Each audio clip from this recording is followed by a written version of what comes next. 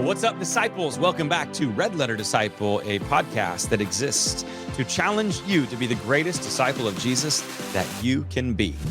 In a moment, I'll invite my co-host, Chris Johnson, onto the podcast, a pastor friend of mine from Resurrection Church in Sanford, Florida. And together, we'll welcome in studio our guest, Griffith, here in Omaha, Nebraska. He is the lead pastor of King of Kings and just an all-around natural-born leader. One of the things Greg recently did is he became a Working Genius facilitator. If you haven't heard about Working Genius, you will hear about it today, and you will understand why I think it's one of the most important assessments that you can do. It's not a personality assessment, it's a productivity assessment, and especially with what and where you find joy in your work. And we're going to today talk about how teams can be more productive with one another, but also we're going to dive into what are the working geniuses of God the Father, Jesus, and the Holy Spirit.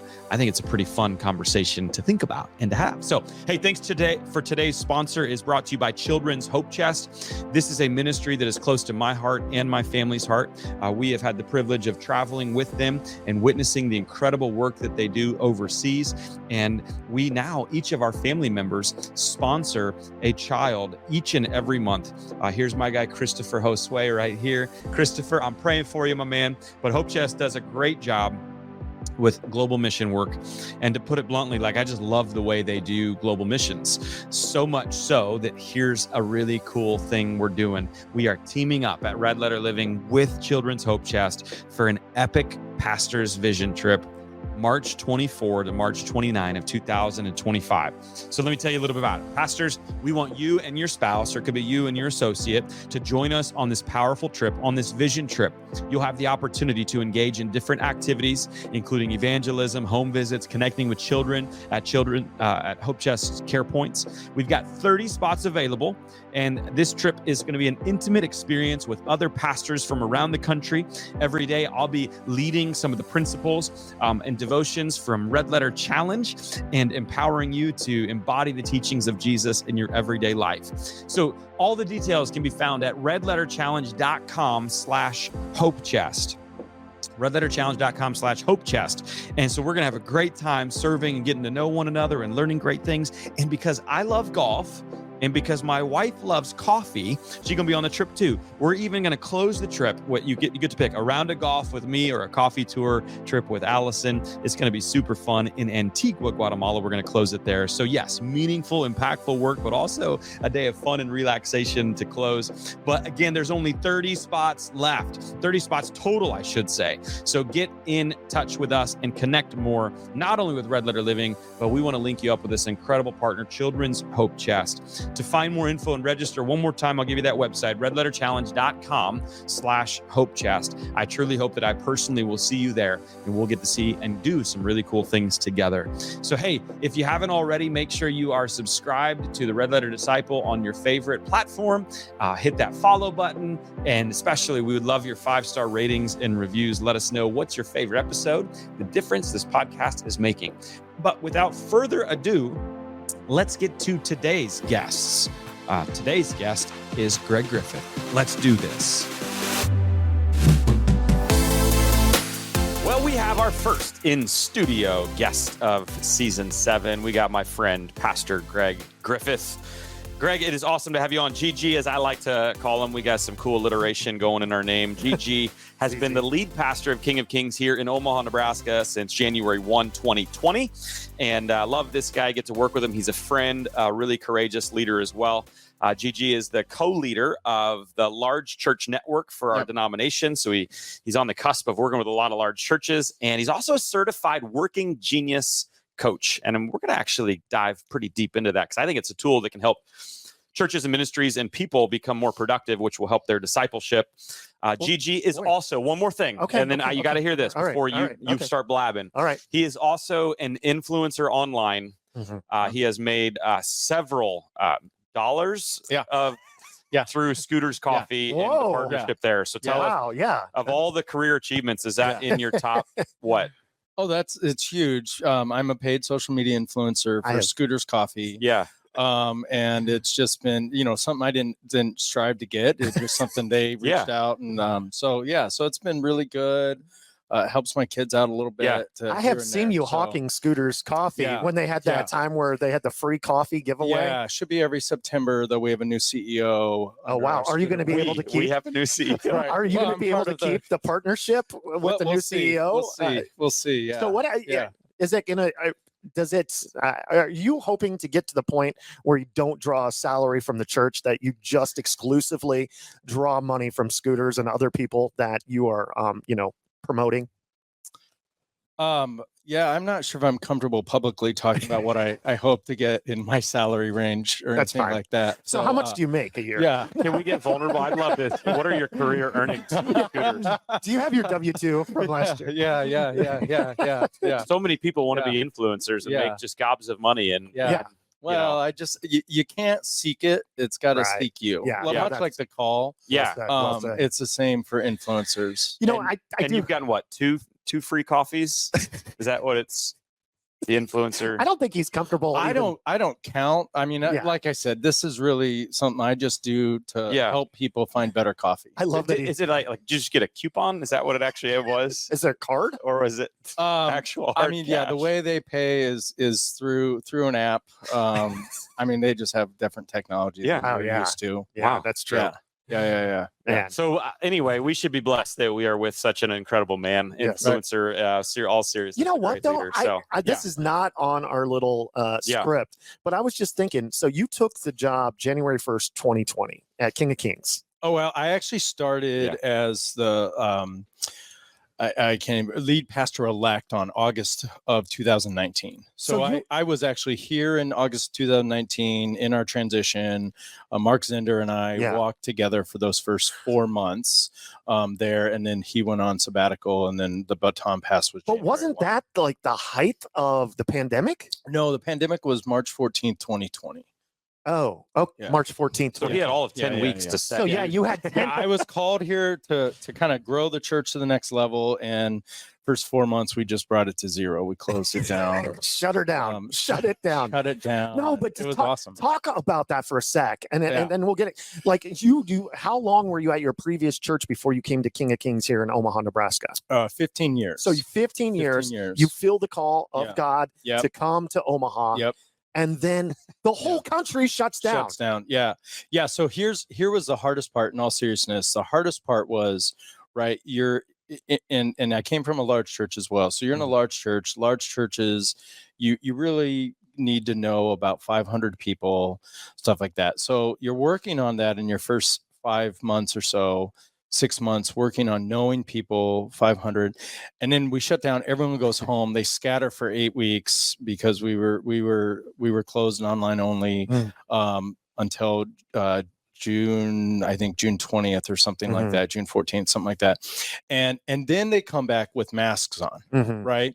And so like learning names and so basically that just stopped it, and then on top of that, you just had the reality that you had a whole influx of new people because of the pandemic. And then you also had a whole outflow of people that were maybe engaged, but partially engaged. And now finally just said, you know what, like we're not going back. And so just learning who our people were was really hard. And the other huge challenge. The other side of that you've got people watching you for like 8 weeks. Yeah. And they know you. Right, for sure. But they come with the mask and you're like, I have no idea. Right, that must have been like a nightmare scenario for a new pastor coming in. So hard. Yeah. Anyone who took a call or started a new ministry during that time, it was hard. Yeah. That was hard. Yeah. That was hard. Yeah. So and you led, and I love the way you lead, and we'll talk through, I think, some of the the ways in which you lead and really playing on your strengths.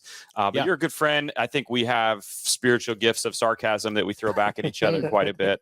Is that a spiritual gift? I don't know. I'm not sure if I put that on my spiritual gift test, sarcasm. Peace, love, joy, sarcasm. But you give me a lot of, I don't know, junk regarding Red Letter Challenge because you're a Blue Letter Bible guy. Right. Tell me about that. No, I like Red Letter Challenge is super good. Thank you. I think, really great. Really engages us. I'm a huge Blue Letter guy because Blue Letter just goes super deep. right? So like that's where in the blue letter, you get into the Septuagint and you get into the all the commentaries, everything there. So yeah, I love the red letters though too. Are you saying the red letters of Jesus aren't very deep? I'm saying. I think that's what you just said. I think the ocean is blue to go deep. That's true. Have you ever read the Sermon on the Mount? I have. Just checking. You know. I wonder. I feel like Greg might be releasing his own version of a book coming out soon. The Blue Letter, the Blue Letter Bible Challenge. Yeah. All right. So a few years ago, I first heard Patrick Lencioni on, I think it was Carey Nieuwhof's podcast. And he's talking about this new assessment he has called Working Genius. And you had already heard about it and had already taken it, and I took it in that time. It's a really awesome tool to measure productivity in a workplace. And so for those who aren't familiar with Working Genius, because you've not only taken it, but you've now went through their training and are a facilitator or coach? Coach. Yep. Yeah, and you've done that for me and on the Red Letter team before, and it's just a fabulous tool. So for those who aren't familiar with it, like, what is the Working Genius and how have you seen it used? Yeah, so the Working Genius is all about finding joy and fulfillment in your work.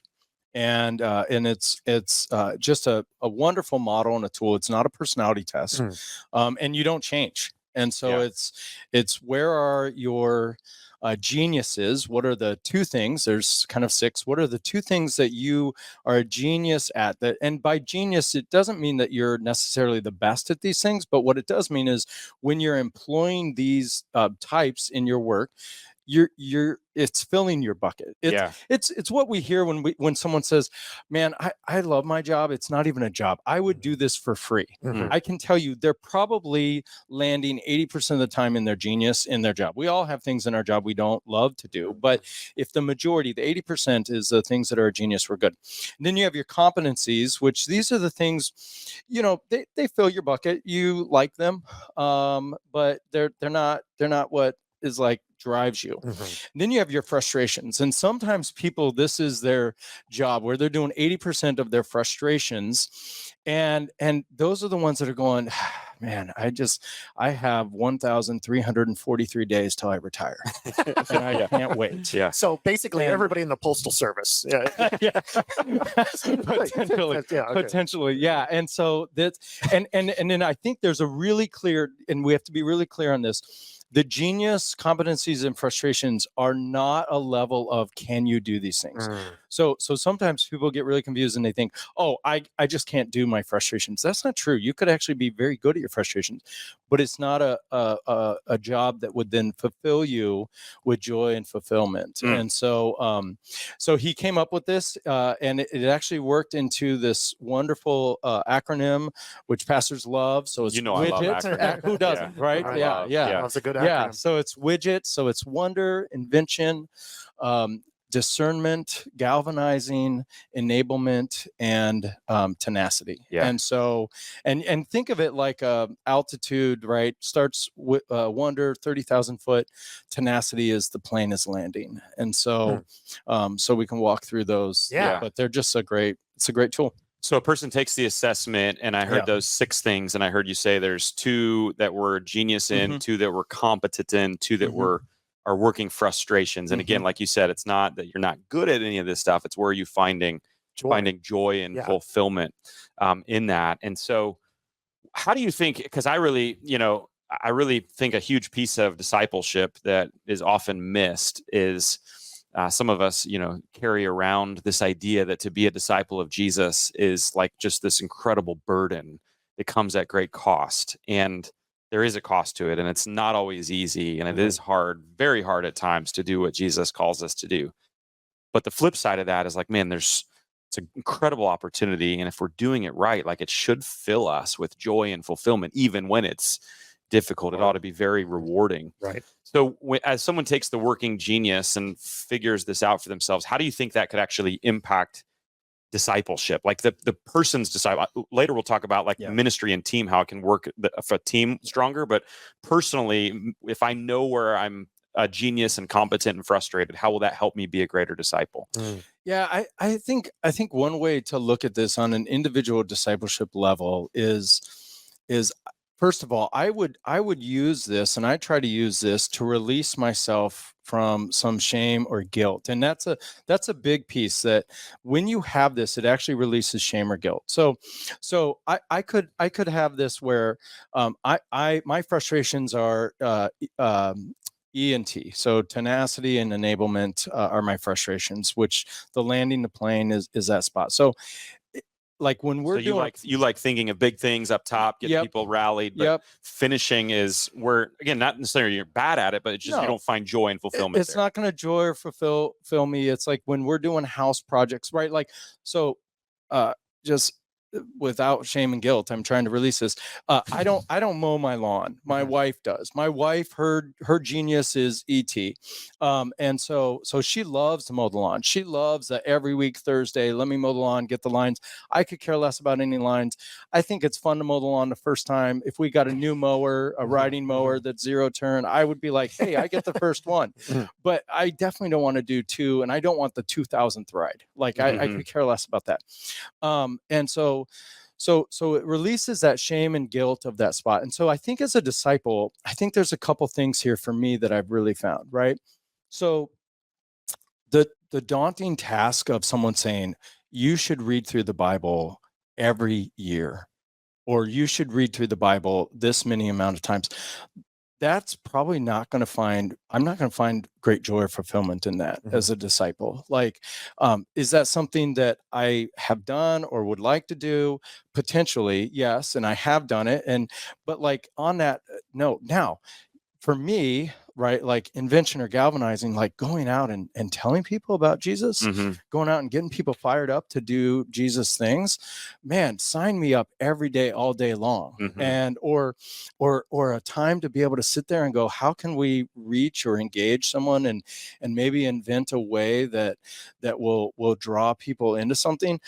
I can be all over that, and I can really love and get into that. So, and you see this, there's some people that you go, it doesn't matter what we do. We can give away free t-shirts. We can actually put money into their 401k if they'll just serve, and they'll go, I'm not serving. I can guarantee that their enablement is going to be low. It will be a frustration for them. And so, so that's how I would look at it, is release your shame and guilt, and don't get, I kind of look and say, God, Jesus has shown us, and I think Red Letter Challenge has given this, right, of discipleship is this wide range of being engaged as a disciple, from whether you're an apostle, of evangelism, a prophet, teacher, right? It's this wide range of just walking with Jesus, and that's a good thing.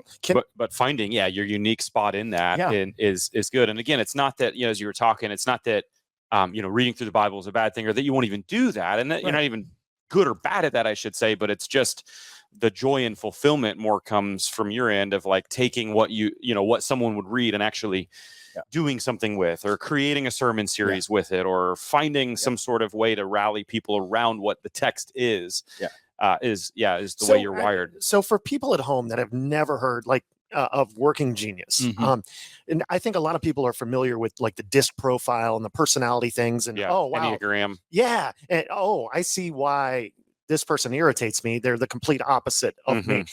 I like this because it kind of tells you like where you can find joy. But I think if you're listening at home right now or watching us on YouTube, can you break down specifically like what each of the different widgets are?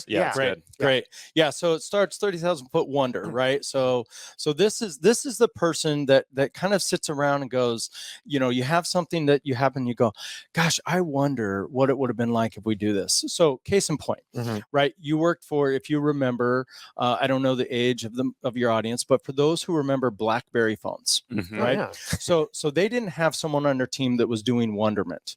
Wonderment would have been like, because you had the little tiny keypad. Right. Wonderment would have been like, what if we expand the screen and the keypad's actually in the screen? Right. I wonder what it would be like to do that. Yeah. Right.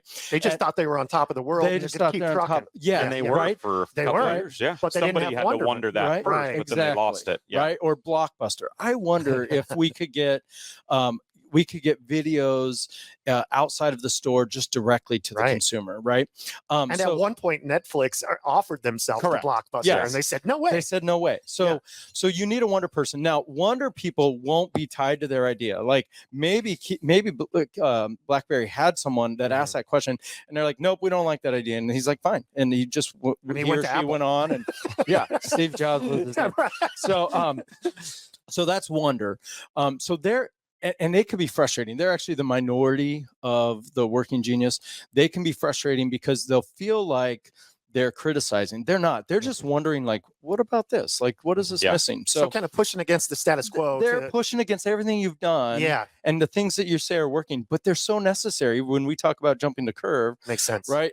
Pastorally, we're, if your church isn't wondering, you're going to be in trouble eventually. Right. So then you have invention, and the inventors take something that someone wonders and says, okay, this is a whiteboard, blank slate. Let's just kind of start to put some pieces together, right? Your inventors are going to love blank whiteboards. They're going to love to just dream. They're going to love to brainstorm. They're going to hear people that come with no's, and those people they're going to be like, no, we're in a brainstorming session. There's no no's, right? So I'm an I. That's one of my geniuses. And then you move from the inventor to the discernment. Now here's the thing, and you're an I too. What are your two? I'm going to have you guess what Chris is. Oh, great. Great. Okay. Yeah. So here's the thing about an I.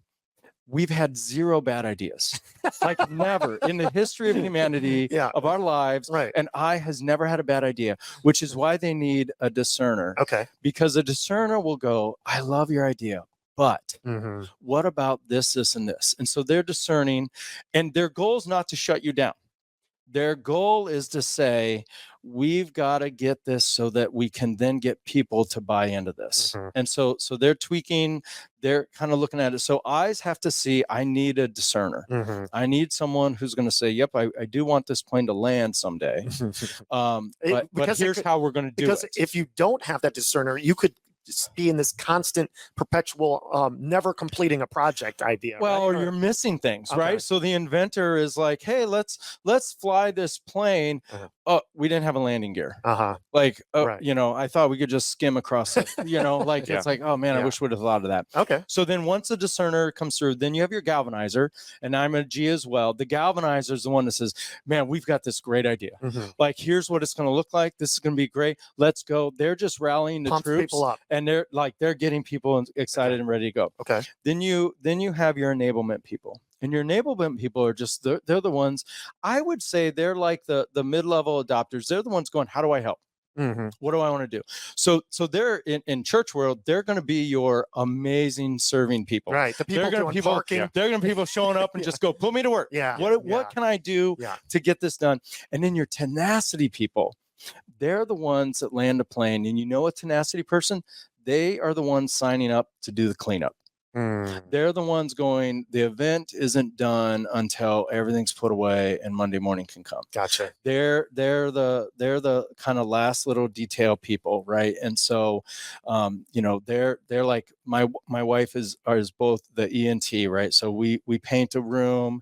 I kind of look and go, yeah, we're 90% done. She's looking, going, edgy. I missed the cut in right there, right? And so, and I'm like, no one will care. She's like, I'm like, hey, by the way, I've got 3 other projects we can do. She's like, well, this one's not done. Yeah. So that's how to think about it. That's really good. Okay. That's how to think about it. That's awesome. I love that. And so how does this help, like with workplace then, like with meetings? If people have different frustrations and different, obviously, geniuses, I would imagine this would really come into play.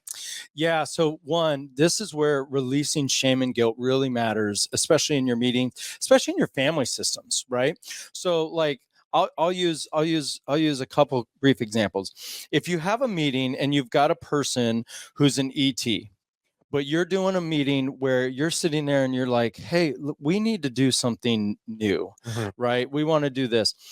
You're in the brainstorming. They're going, and if their frustration is brainstorming, they're probably not just kind of all in on that. So this is something, and I think important too. If you look at your directors or people that you have leading ministry areas and you're like, they're not doing any new ministries. I'd go, well, they're probably not a W or an I. They're probably an ENT. We love to hire ETs. I think the church world has a ton of ETs in hirement. And then we're wondering, like, why haven't we done anything new for 20 years? Right. And so it's just, but you have a whole church filled with people. So one, release the shame and guilt. If you have someone not contributing and brainstorming, just realize that might not be their gift set.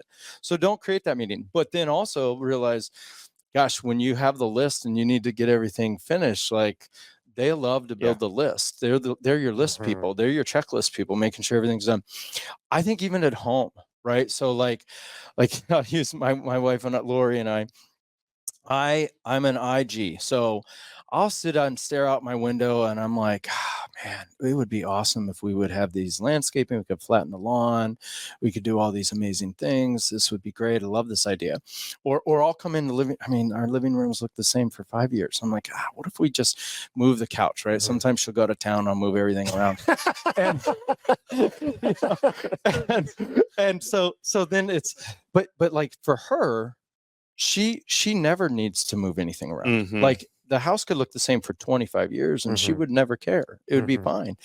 And so like she gets frustrated that I want to invent or do something new. I get frustrated she doesn't. And yet together, when we do say, let's do this, I know, one, I'm going to get to invent and have this kind of in a way that she will never have thought of. And two, then she knows we're going to actually finish it. We're not going to have the house where it's like, we've all walked into those houses where there's no vent. I can guarantee there's no ETs, right? There's like air still comes out. We don't need a vent. Right. Yeah. Right.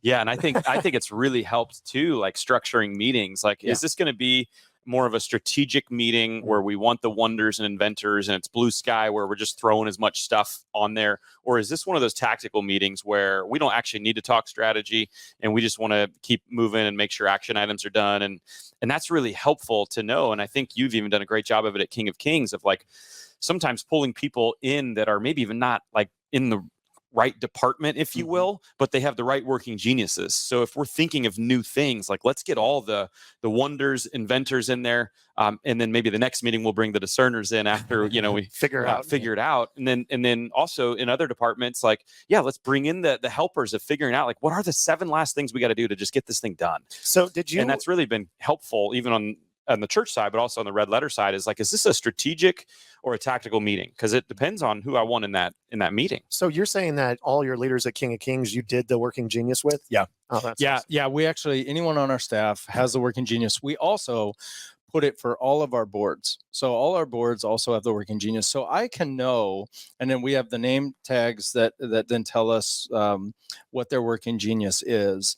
And so I can look at someone and go, okay, when they're starting to get into the weeds of an idea, I can go, okay, I get it. Like they're ETs, right? Or most of our board actually are discerners, which is great because then we can throw out vision ideas and they're going to go, what does this look like? Or here's a question I would ask. And I go, I hadn't thought about that. And if you don't understand that, it could be really frustrating for an I, right? Because you think that the discerners are pushing back. And you're like, I've had that happen before, but you go in with this great idea and then you've got a group of people discerning and you're like, you leave almost feeling discouraged, thinking that they're pushing back against every freaking idea you have. Well, and I work with Allison, my wife, and we've always worked together. But it wasn't until this tool came out a few years ago that really, I think, helped us, because I'm similar to Greg, where I have the same geniuses of invention and galvanizing. And so again, to what you said, like,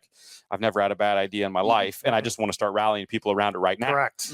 But then when I bring Allison, she's got the genius of discernment, which is, I find, really annoying for an inventor. Yeah.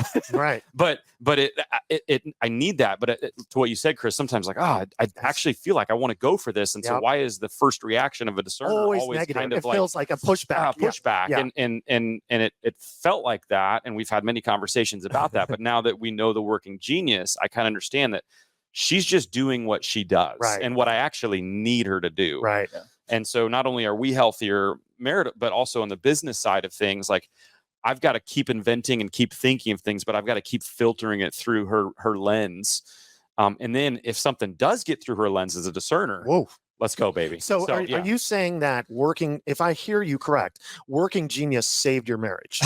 That's what you're saying right now. Yeah. Because you were saying, if that gets Pat Lencioni onto the you were the saying podcast, things then were getting I'll go. pretty rough until Greg introduced you to working genius. Exactly. And now you're going to Hawaii tomorrow. We are. We're time stamping this, but we are going on our 20th anniversary. 20th anniversary. And you That's approved the great. time off for this? Well, I'm going to. Oh, No. that is I was something. going to surprise you. Wow. That would be great. Yeah. Oh, also, I thought it'd be super fun. Can I run that idea by Allison? No, It's because not a she's bad starting. idea. She'd love it. And Wednesday, I'm showing up. Oh, great. It's Awesome. going to be amazing. All right. So But go Andy ahead. Stanley in his book Visioneering says that for visionaries, many of them have shared their ideas too early, and so many ideas die, visions die because they were shared too early. And I would wonder. I definitely don't want to disagree with Andy Stanley or anything like that. He's much smarter and has way more books and everything than I would ever have. Yeah. But He doesn't I have would blue letter wonder. Christian. Yeah, I would wonder if really what it is that many visionaries share a vision and many visionaries are going to be inventors, share a vision and they get it to a discerner and they don't recognize that the discerner actually wants to help them win. 100%. And so then they take it as, okay, They get offended. this is just dead and done. Yeah. I have no one that will do this. They get mad at the discerner. The discerner really does want to help you win. Yeah. And you just got to remember that. Yeah. No, Yeah. that is really good because my wife is high D. And I remember when we were getting ready to plant the church, I had a zillion ideas, right? And it felt like every time I presented a new idea, the first thing was, well, I'm like, why can't you just get on board? Yeah. And I was like, the devil doesn't need an advocate. Stop. Stop. Yeah. And I do wonder that with Andy Stanley, it reminds me in the writing world of Seinfeld of he's got this habit where he writes a joke or a set of jokes or something every single day, but he never shares his joke with somebody the day of. He's like, I want to sit on this for a day before I even share it. I wonder if that might be smart for us. Yeah. Yeah. So, okay. Wow, You and I are similarly wired with our geniuses. We're IG, invention, galvanizing, which means we love to have ideas and we love to rally people. I had Chris take the assessment just yesterday. I did. Where do you think he scored on his geniuses? I think I kind of played my cards, but go ahead. I know I'm going to put definitely a G. I think a G is going to be there. You just are galvanizing on that. And I would probably go with, as a church planter, launcher, new guy, I would go IG as well. I would think you're IG. We're three IGs right here. Right. Yeah. So we would get nothing done together at all. I mean, so much would get launched. We would have so many The ideas landings after would an be hour. of so this thing. rough. Yeah. No, but the first Yeah. person that I hired on staff, besides Blake, the worship director, I realized very quickly that I have the best ministry when I have someone who helps me with follow-up. Yeah. Because then I just have a bunch of ideas that rarely get completed. Yeah. So I brought Sarah on staff, and she's like that. Lands the plane person, know. And I would have thought IG for you too, but I would have thought galvanizing would be before invention, just because you're such a crazy, rally. goofy Yeah, guy and I you love love getting rallying people folks. together. That's Ours were very similar. Yeah. The only exception we had is your working frustration is discernment, and that's a competent one for me. And my working frustration is enablement. right. And that's, So I like helping people, and you can't stand it. yeah. So I can't help people, and Chris can't discern anything. So Remember, That's essentially you can do these things. They just can't be your whole job. well, and I don't know, Chris. If you listen to this podcast, there's a bit of discerning that goes on, there's and a I lack. don't know There's that been a lack of discerning. For there's sure. been any on his end. I just don't enjoy it. I just You can't just be don't your enjoy it. whole All right, job. more important than Chris, if Jesus took the Yeah. working genius, Oh man, I mean, Yeah. he's perfect. and everything. Yeah. So Everything's a strength. is he? Yeah, 6 working geniuses, or you're treading on some waters here. So be careful. I am. And I've thought You've a already lot called about his this. letters This was a not too great. deep. So Okay. I know you called my letters. Well, I mean, Anyway. humans added the There red. you He go. didn't be like, these are the red letters. he might have. We don't have all his I words just- recorded. Also, Zach made an entire business reproducing Jesus's words. Right. For sure. For sure. For sure. It's a good idea. I know. Yes, I know. I wish I yes, would have thought of it. Yes. So I had something I wanted to say, but my discernment, which is a competency, just said, "Don't say it, Greg." So See, I don't have that. no. I don't enjoy it. So I thought about this, and I would say this. I think in his humanity, I think he would have definitely fallen into the working genius realm. Mm-hmm. And so as I think about this, and as I was thinking about it, I would think that the geniuses of Jesus would be first. I think galvanizing is there. Yes, absolutely. I think he is one that rallies the troops. He has that. He's a high G. I would actually say he's a DG. I think discernment is also high, and I think that's where he looks, and you saw where he would look and discern our lives. He would discern. He would discern how we're living, what we're doing. He discerned the Pharisees and the religious leaders of the day. He even discerned with the disciples, right? Discerned when they were wondering who would sit at the right and the left. Discerned with Peter, right? So I would probably place him as a D, G. So if I hear you correctly, if you want to be like Jesus, you have to be a DG. I think that if you want to have the same working geniuses. Okay, all right. Okay, so go with me here. I'm just thinking of this on the spot. Okay. Obviously, he is a person of the Trinity. See?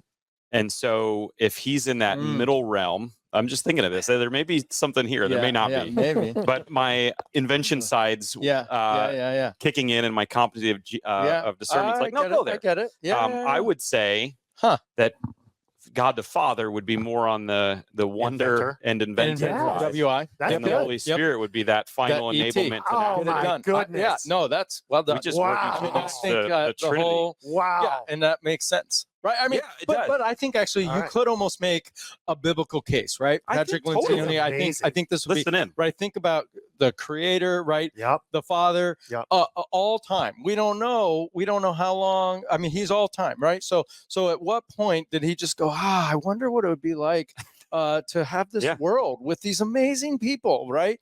And some not so amazing people too. Right. Yeah. Well, he loves all of us, right? And then wonders that, and then obviously we do know the Holy Spirit is the one that brings faith and brings it home, and is serving, right, as he's sent by the Father and the Son, or Orthodox have a different saying. Yeah. I'm going to be thinking about that more. That's interesting. That's an interesting thought. Yeah. Okay. I think I heard you say. Yeah. Go ahead. I'm going to have to listen to this all day. Man, I really pulled that skit together with the Trinity and the working genius. Is that a skit? No, what I'm saying. I'm this saying is that's the red really and good. blue. These are the purple. I'm saying purple version. that was of the really Bible. good. Yeah, I think it that is. was really good. This is why we work really well together. I need a high D person to figure out if we do something more with that. Yeah. But anyway. This is good. No, I don't think we need one.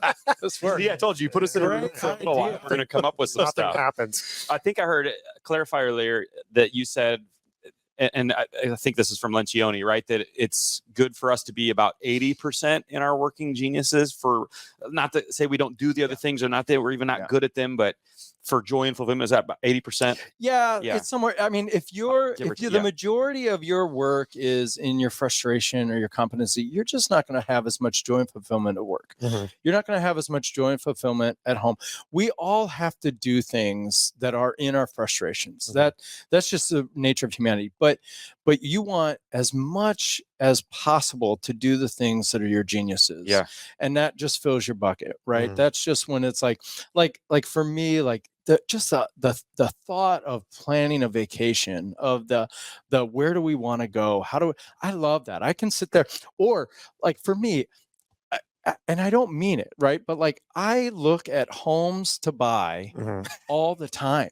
Like I just imagine like, oh, what would it be like if this was our house? Now I have I'm one of the ones with the under 3% mortgage rate. We're never moving. Right? Like I'm not giving that up. It's just so, but like that's that spot. And so when you can do those things for the majority of your time, you're just going to have greater joy and fulfillment in your life. I do that all the time. The same. I identify so much. Like I love fishing, and I'm looking at houses all the time, like on lakes. But I also know that I'll never get one of these. I'm never going to get one of these. And I'm looking at boats, and I'm like, I'm not going to. What am I doing? I'm just It won't pass the discernment test. No, it's not going to dream about. It is not going to get by the high D in my family if I roll back with a brand new boat. Yeah. that it's So, not so gonna you work. rent one for a weekend, Yeah, right? there you And then go. you have fun. Yep. And then you bring it in, you're like, oh, I got to clean this thing. I'm I not know, cleaning this. I know, Right? and I wouldn't That's why wanna do you that. rent it. Right. That's why you Yeah, rent it. Perfect. Yeah. Okay, we got it figured And I out. think along these lines of finding joy and fulfillment, one of the things that I think all three of us, probably because we are wired similar, when we lead our church or think about leading our church or play our roles, we love to have fun in our church. We think Absolutely. church Mm. ought to be a place where we come together and experience fun, happiness, joy. It's one of So- our key points. Yeah. So what would you say? Because you are this way, Gigi, to those pastors and leaders that struggle with this concept, like theologically and practically. Like, talk to us theological first, and then let's go practical on some just fun things that you've done in ministry. Talk to some of the boring pastors out there. In other words, talk to the discerning. Yeah. Yeah. It's so funny. Like, don't we think worship should be not only this time of reverence, but people actually enjoy going to it? Mhm. I mean, who, right? There's only one thing we actually go to that we don't enjoy, and it's usually on a semi-annual basis, and that's a dentist. And I mean, no one wakes up and says, "I get to go to the dentist today," No, right? agree. I mean, I they, agree. Yeah. they Not get it. true, Dr. Trojan. No, I love going to Dr. Trojan, my dentist too, but I'm only coming twice a year. And so, but gosh, worship, right? There will be joy in the house of the Lord. Mm-hmm. I say it again, let us rejoice. Yeah. And let's rejoice. And I gotta say, like, when I think about it, right? I don't want to start a message with grace, peace, and mercy is now yours from God our Father. Right. Like, those are all true statements. They're good things. But golly, why would anyone get excited about that? And so like, let's start and say, who's happy to be here and worship today? Come on, let's celebrate. Yeah. You're in the very throne room of God. No one, my simple mind has to always put things into just application of how would I be if I got, regardless of my political leanings, if I got an invitation to the White House, right, I would be excited. Yeah. Mhm. I would be excited. I would go, wow, this is really cool. I'm super excited to be able to, and I have an invitation to sit in the Oval Office. Mhm. Like, that's pretty awesome. Like, Yeah. this is just, wow. The King of all the universe has invited you to his house and in some mysterious way seats you at the very throne room of Christ. Right. Right. I mean, so, like, how exciting is this? And so I think, like, when we actually take what the scriptures say about who we are as God's people and the invitation we have as his children, how can you not be excited about worship? How can you not want to rally people up? And I think there's so I'm not saying every pastor has to be the galvanizer, because I actually think that if we were to probably do the working genius, I think most pastors probably fit into the either D, E, or T. I really do. And I think that's why think about this. Pastors, one of the hardest jobs. And I always say I'm thankful I'm not a sole pastor, because every week a message, plus if there's a funeral, plus if there's a wedding, plus in Advent and Lent, and we're doing 2 messages a week and then people tend to die at those times as well. And so like, I mean, if you don't have the tenacity to finish the sermon, right, to get things done, you're not going to do it well. And so I think most of our pastors have that. So here's what I say: find your people that just exude joy, and then put them in your lobby, put them in your parking lot, put them, like, get them, let them be your hype people. Say to them, I don't want you sitting in the back row. I want you sitting in the front row. And it's okay if you go, yes, pastor, like, that's okay. Yeah. And like, let them be the ones that are showing joy and doing that, and then you have a joyful church. Well, that's like one of the things Andy Stanley said. He said, if you don't, if you focus on the things that you're good at, not that but you employ or you get volunteers to help you with your weak spots. And I think that's good. If a lot of pastors are not good at galvanizing, there's somebody in your church that's a dynamo at galvanizing. Yeah. Find that person. Don't feel, and I love what you said, release yourself of the shame. We, as pastors, we have to do a lot of stuff, and not all of it we're good at. So it's okay to find other people to come alongside you where you're weak or you don't enjoy. Absolutely. And we've had Rich Birch on before, and one of the things, obviously, probably as inventors that I loved hearing from him that's along these same categories is for church growth side of things. One of the key things to do is just invent big Sundays. Yeah. Make them fun. Right. Do something different. And so I'd love to hear from you. And again, sometimes people will call this stuff gimmicky or trivial or whatever. But like, I'm okay with that if it brings people to the church and ultimately, hopefully, to a relationship with the Lord. But what are some ideas? And you're fun? speaking to the king of gimmicks right over there. You're are the king of gimmicks. You are this man dropped eggs on thousands of kids' heads with a helicopter. Raw eggs? No, it That was sounds filled. terrible. Well, that filled sounds eggs. Candy-filled on their eggs. heads. That Well, It wasn't that's like supposed Les to happen. Nessman did that I know, with with the turkeys. turkey It was drop, yeah. terrible. The kids ran before the countdown Oh was my over. gosh, this is a real thing. Yeah, it's a real story. Where was Allison? She could have discerned all this. This was about 300 kids were concussed. there were a lot of people in this operation, and this is after the statute of limitations. We were never thankfully sued, but I think it was our 4th year of the helicopter Easter egg drop. There was a confusing countdown that someone did, and so all the kids ran on, and there were people already in the helicopter up top, and I was trying to go like this from the don't do it, but they didn't see it, and so all these kids It's like bullets put coming down. put their baskets over their heads. My gosh,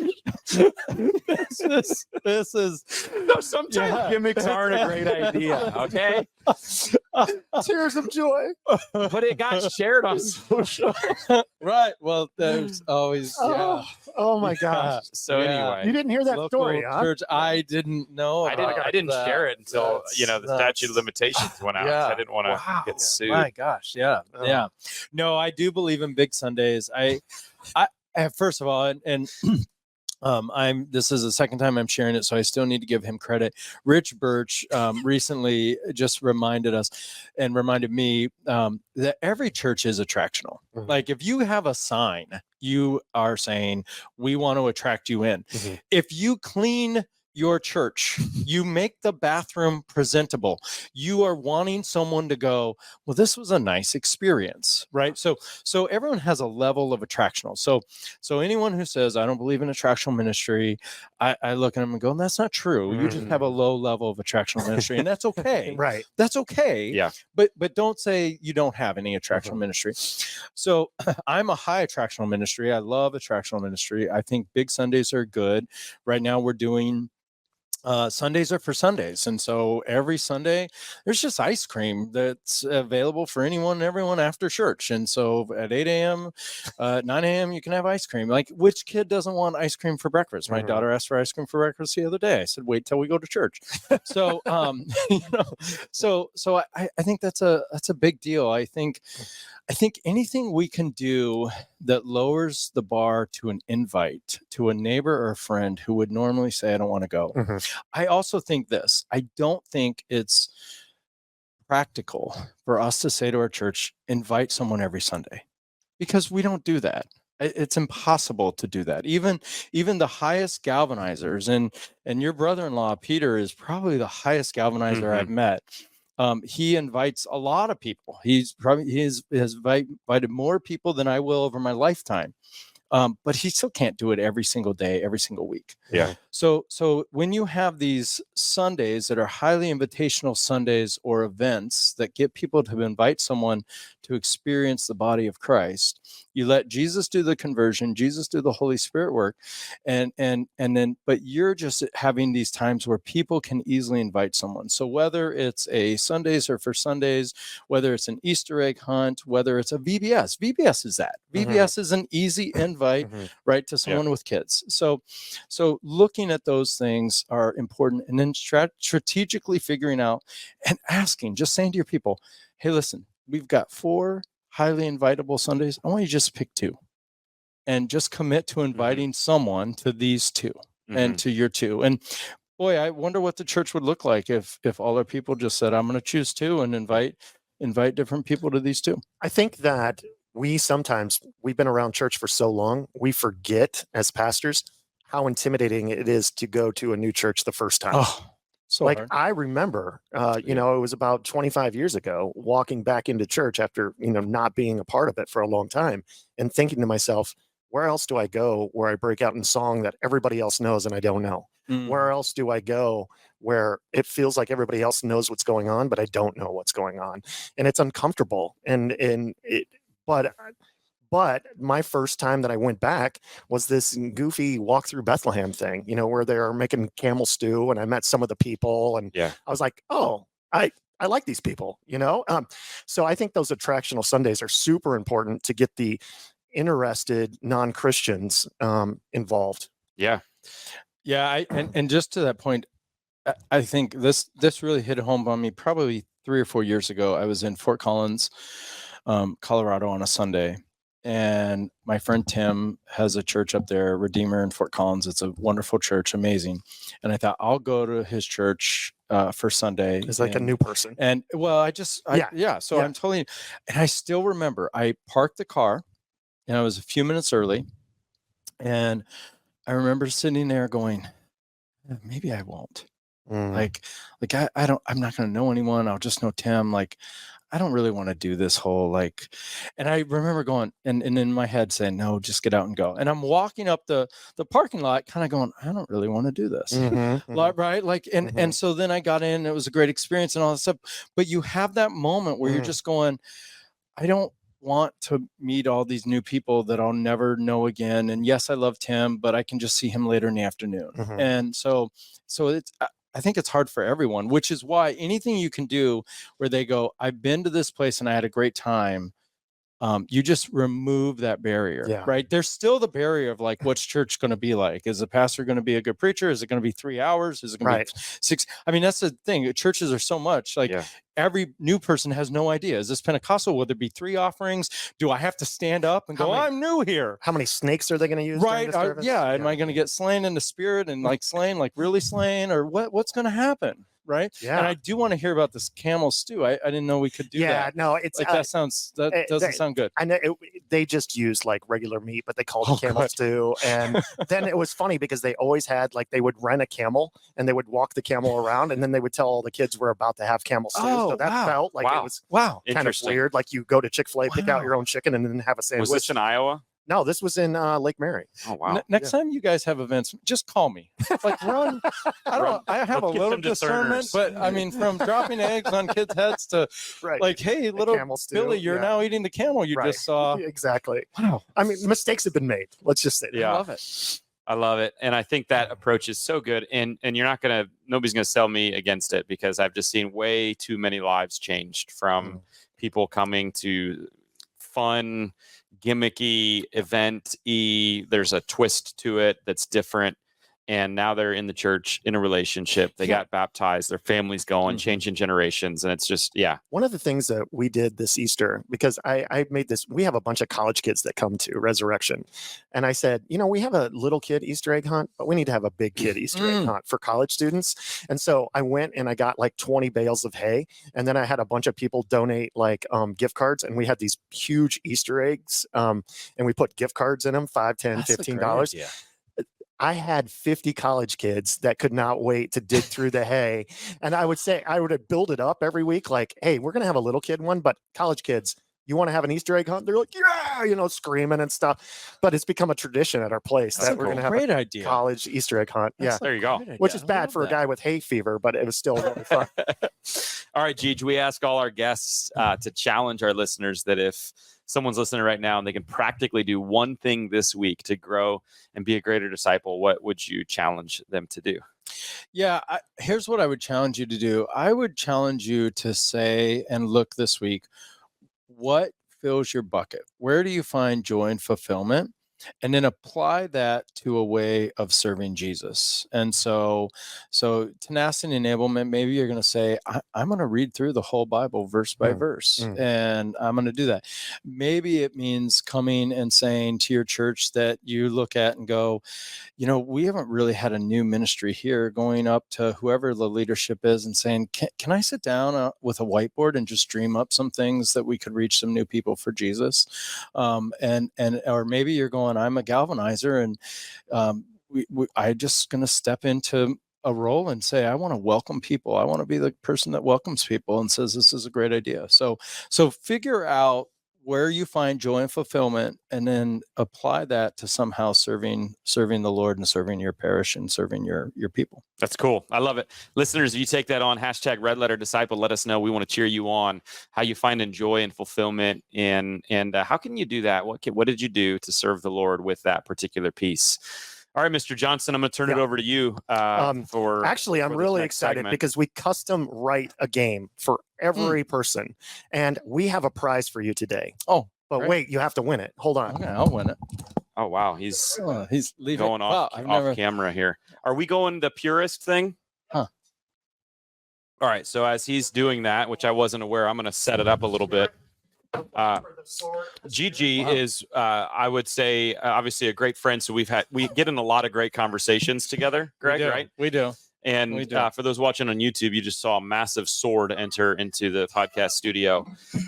You're a purist, though. That's one of the things I've learned about you with like sports is you hold to a purist viewpoint. For sure. And I would say out of everyone I've ever talked to about this particular issue, I've probably had 50 interactions about this. You are the only That's a lot of interactions. That's true, though. You are the only one person that I've ever met that says you don't like the pitch clock in Major League Baseball, which took the game from like 3 hours and 20 minutes to 2.5. Just been unbelievably good for the game of baseball. And everybody thinks that except for you. No. Yeah. And so you're a purist. And so what the game is, we're going to give you some sports examples, and you're a man of change. You've come into King of Kings. You've made some changes. You're a change unit. Yeah.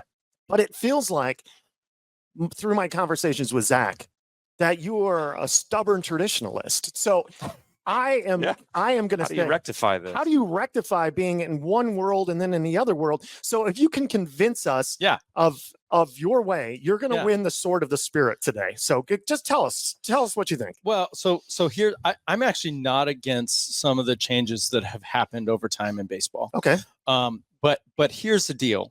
You have to always go back to what is the foundation of the game. Okay. And so in baseball, the beauty of baseball is this. It is the only, or it was until Commissioner Manfred ruined the game. It was the only sport that had no time limit. And so it's beautiful. And here's what I love too. I could pay a ticket to go to a game, and I paid for 9 innings. Man, the moment we get into inning 10, it's free. Like they're now paying me for a little bit to be there. And so then the one game that when I think 22 innings is like the longest game, like I thought, I wish I was there. That would have been awesome. Wow. Right? Like, I mean, I would have gotten 2.5 games in. This would be great. and so when they messed with the foundation of the game, I would say, no, that's not what you, and all of the, I'm sorry, but this, now it's so fast. No, it's so fast. If you want a fast game with the time clock, go be a football fan. Go be a basketball fan. Yeah. Go root lacrosse or whatever other little sports you want. Cricket. Have fun. Enjoy whatever you want to do. Okay. So we don't need you, people. But actually, you do. We don't with TV ratings actually now, and this is part of the problem with MLB is we don't actually need to fill the stadiums. We just have purists who are going every day. Okay. All right. So I understand your point, but now let's take it to another sport. Okay. Yeah, sure. And you said your big defense was that the putting a time on baseball is messing with the foundation of the game. Yeah. Okay. Yeah. Let's go to basketball. Okay. 3-point line. Yeah. Pro or con, and does it mess with the foundation of the game when it was added? That's a tough question. Yes, because obviously there was no 3-point line when the game began. Correct. But also, if you've listened to how the game started, the game also started with a jump ball every time the ball went out of bounds. Right. All those things. So they found things to do that. They ended up eventually having to add a 3-point line to increase scoring, but also increase the guard play. Yeah. And so I'm okay with the 3-point line. I would say this, our 3-point line should be universal. So we should adopt the international 3-point line there, especially if we're going to say that there's world champions. Right. Now, I will say, though, today's game of the NBA, it's not the game that it was created to be. I mean, so I'm not. I like the the Magic Johnson and the Michael Jordan time. Bill Russell. But today's one-on-one. I coach and ref basketball, so I know the game quite well. Do you think that they should go back to the time where they had a ladder next to the hoop and they had a basket, and if you made the basket, the person would take the ladder or the basket out of it? Well, that's because the initial was not a net basket; it was a peach basket. Correct. Yeah. Right, and so James Naismith was a peach farmer. Right. From the halls of Georgia, and so they began with Georgia. that. But do you think that when they Canadian? No, do you think that when Canadians are so nice, but they've never invented. But I'm just curious if when they went to the My net, discernment's going off right now. when they went to the net and moved away from the peach basket, did that change the foundation of the game? No, it made the game go faster. And now remember, the NBA and the basketball game is a timed game. Correct. Okay. I think I have one more. Yeah. Your perspective is very unique. So, let's go NFL football, right? Football. Mm-hmm. Should go they... Lions? Wow. I guess they didn't. Roar restored. Yeah, roar restored. Should they go back to leather helmets? No bars, no crossbars on the helmet. The kicker should definitely have the single crossbar. Yeah, I do agree with that. That was a genius move. Yeah, like Joe Theismann, the single bar. Yeah, I love the single bar.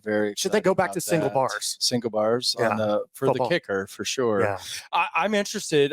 I'm not sure that I love this new the new kickoff rule. I really think they've adopted something from the XFL or from the CFL. And like I say, if you want that kind of stuff, go root for the CFL. Like, go ahead. I think go to Canada. I'm telling you, when the XFL... The beauty of America is the border's open. Like, it means you can leave and you can come. Go. Is that a political statement? No, anyway, I'm just saying. When the XFL had two sides, one of them was that guy that was he hate me. Yeah. And they raced to get the ball in the middle to figure out who got the ball first. That's absolutely. Yeah, that's good. I love it. What about bringing back being able to tackle people by the bars? They used to make tackles by the face mask. Face mask. Yeah, I don't love that. Now, there's a great book. There is a great book called NFL Legends and How It Began. And it's a tremendous, so it talks about the initial first five there and the owners of New York and just how they almost, the NFL almost went bankrupt. And so the initial start was really hard, and you had Mara out of New York, and you had Chicago, and you had Detroit, and you had Philadelphia, and they talk about the changes of when they began to adopt other teams from the AFL, and then they had the merger, and then you just hear some of the great characters. George Halas, I think, was out of Chicago. He used to, when the ref would throw his hat to mark where the kickoff landed, he, as the owner, would walk along the side and kick the hat a few yards up. That's smart. That's just smart. Which, by the way, little known fact by many people. Little known by many people. No, little known fact by many people. Okay. When they release the injury report today, that is still because in the NFL, they had bookies who would know secretly who was injured, and then they would swing the game by doing that. And so this was I want to say Ray Brown, but I don't know if that's the right name. The commissioner, he used to own the Eagles, became the commissioner, and he instituted the rule that his one job was to stop illegal gambling in the NFL. He instituted the rule that you have to release the injury report on Thursday before the game. So nobody could. So no one could. That's the interesting. Bookies couldn't swing it. Well, you know what? After this conversation, Greg, I am convinced completely for your point of view. You do win. Yeah. You do win the sword of the spirit. We did have a second place sword too, in case you did bad. I love that. In case we had a parting gift as well, but I don't know. Red letters. Where are you guys getting weapons? Do you want to knight him? Yeah, I will. I will knight since you. he's into the There old. We go. Since he's into the old customs. Tradition. How's my ear? I knight you as the king of sports and Amen. the senior pastor of King of Kings. I had a conversation with my wife today. about leaving Southwest. I am a Southwest loyalist. Yeah. They have changed the foundation with this new thing of we're going to do assigned seating. Yeah. And now they're going to do assigned seating? Yes, they announced that yesterday. When They're is it going start? they have not announced that. Not today. Okay. Good, So good, they good. are All right. going to assign seating and pay from. And I said, Lori, for 50 years, Yeah. this has been the foundation. And so when you mess with this is same in faith. Like Yeah. we can do a lot of. We're not messing with the foundation. Why would they do that? They're the only people that do that. I love that. I know, and they make Wow. up some sort of stat. I know it's made up because I'm a like A-list pluser. Yeah. They So didn't it's, ask me my opinion, Mm. and so they're saying 86% let me ask of their you. customers. Let me ask you a final question. want it. That's not true. On Southwest, have you ever got like a bad seating thing, like a B58, and have you ever tried to cheat the system? In my early days, I did. Occasionally, if I switch a flight, I will. I've never cheated the system in getting my ticket. No, but I I'm have saying like cheated the where system. you stood in B10 when you're B58. No, I can't do that. Chris does that every time. Are you one Anyway, of those? I that's actually confession. secretly look at people's things, and if you're up, I'll be like, "I'm sorry, I'm A2." I got busted for the purist. first time Good. yesterday. I Good. got busted. Good. And I got Well, there I you got, go, ladies and I got gentlemen. shamed by the guy. As you should. As you should. Well, yeah. We have figured out and done so much here today. Man, Yeah, we've really. crossed the gamut. GG, if people want to connect with you or learn more, even about Working Genius, I don't know if you're open to coaching, training. yeah, absolutely. What? Where do they find you these days? Just give them your home address. Yeah. On social media, it's Greg Griffith Leads, or you can always reach out to me. It's my first two initials, GG at kingofkings.org. Would love to help anyone and everyone. There you go. And because this kind of turned into, pardon the interruption, they always do the errors at the end. James Naismith was born in Canada, never went to Georgia, but invented the game of basketball in Massachusetts. Wait, so he wasn't a peach farmer? No. I mean, What? maybe he was. I but mean, he not was everything on the Canada, internet so. is real or true. That's but according to Wikipedia. Yeah. And I'll go change that right now. all right, y'all. He's going to go change that. You On have a good day. Wikipedia. See ya. And God bless you all. See ya. Thanks, GG. You're welcome. Thanks, guys.